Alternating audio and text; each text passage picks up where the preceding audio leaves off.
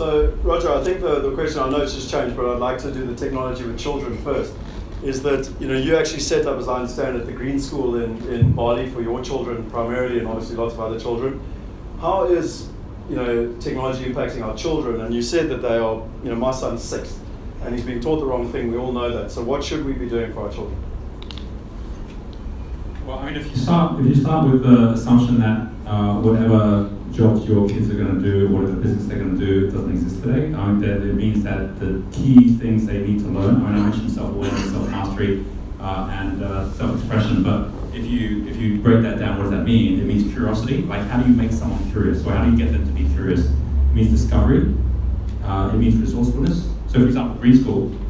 John Carney created the Green School as a way for kids to actually have a very, very different relationship with nature and with themselves as well. And for me, Green School is a perfect example. So I set up the board there. My kids went there. We grew it like so that it got a global brand as like a leader in, people say environment, but for me, I say environment and entrepreneurship because it's all about resourcefulness. I'll give you an example. Most parents aren't aware how much their kids are being taught dependency at school. I'm going to take an example like art. Right? Art starts when you give your child the paints and the paper, and then say, now we can create art. That's pretty much teaching the kid that until you've been given the paint and the paper, you can't create art. And that's what it's teaching them. It's like, until you are given a job, you can't make money. Right? So you've got to be given something before you can start. So everyone's waiting or trying to go out and find a job. And Green School, it starts by saying, right, we've got to make paints. What are we going to make paints out of? Okay, purple. We can make purple out of beetroot. Let's go find some beetroot. Let's actually make some purple paint, right? We're going to make paper out of paper. You can take cow dung. You can turn the cow dung into paper. So fundamentally, you teach them resourcefulness instead of dependency, where they can start from nothing, and from that nothing, they can create everything. And that's what entrepreneurs do as well. So there's a direct link to how you can do that. Now what are ways you can do that? I'll give you a couple of examples of how, because I have 3 kids. Luke's now 18 years old.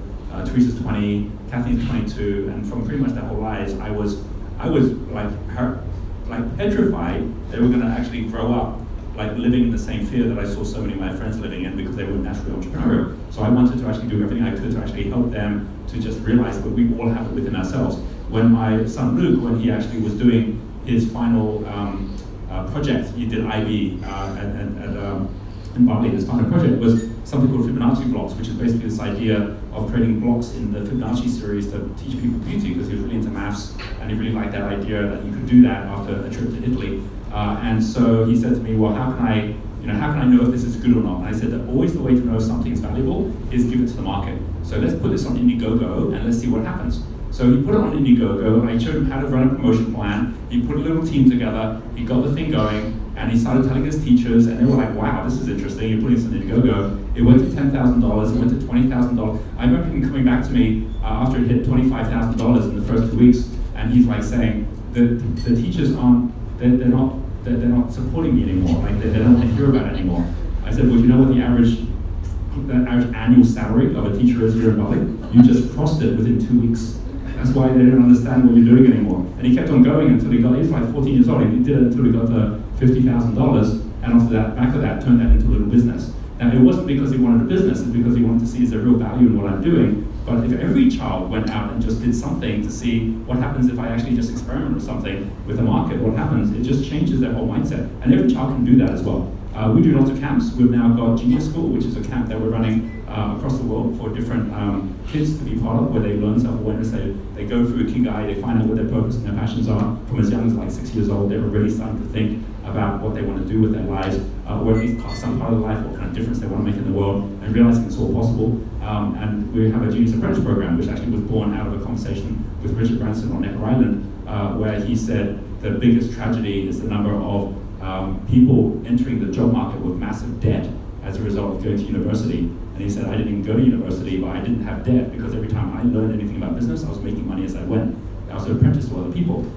So we created the Genius Apprentice program where we're connecting up kids, teenagers, school leavers with apprentices, as apprentices with entrepreneurs, where they can actually learn the skills that they need to learn and then become entrepreneurs themselves. And the funny thing is, we're getting a lot of people that aren't kids anymore. They're actually 40, 50, 60-year-olds employees that actually don't want to be employees anymore, that want to join the apprentice program so they can also learn how to be an entrepreneur as well. So I think those are the key things that we need to be doing with our kids, is really getting them to learn about curiosity, getting to really understand discovery, what that means, which is self-directed learning, and then also just understanding resourcefulness, which includes resilience, that we can create something out of nothing, we just need to be shown how.